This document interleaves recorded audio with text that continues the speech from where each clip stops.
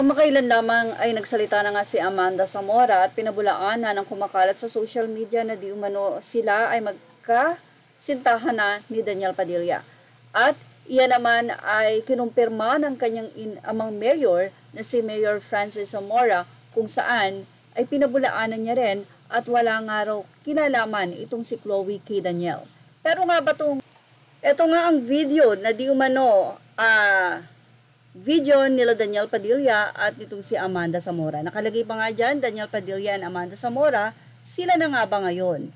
So, kung makikita nyo, napakalayo nga ng mukha ni Amanda Zamora at pati na rin si Daniel Padilla sa nasabi nga pong guy.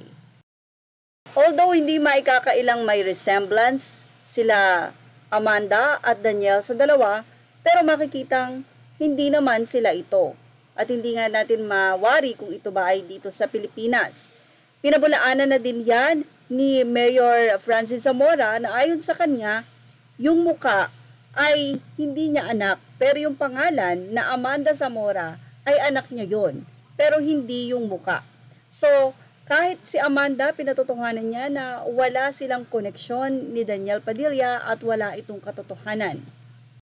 Sa unang tingin ay mapagkakamalan mo talagang si Amanda ito at si Daniel. Pero kapag tinitigan mo at sinuri mo, makikita mo na hindi naman talaga yan si Daniel Padilla at hindi rin si Amanda Zamora.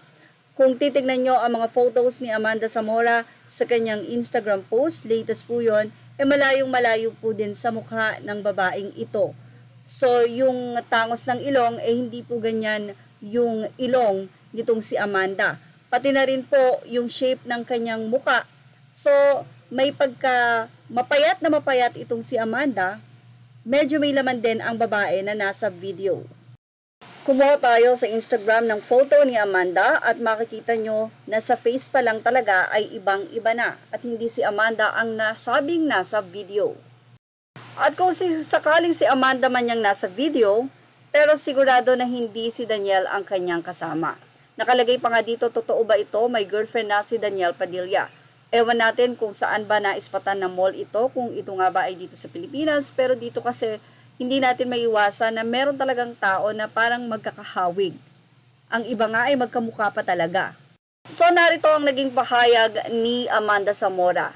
Aniya, I kindly ask everyone to stop spreading baseless rumors, say ni Amanda, and fake news where I am in no way associated with. So ayan, malinaw na hindi nga si Amanda at si Daniel ang nasabing nasa video na yan at nandun sa photo. Yan ang ating showbiz snap update. Thank you for watching. Images are all credit to the rightful owners.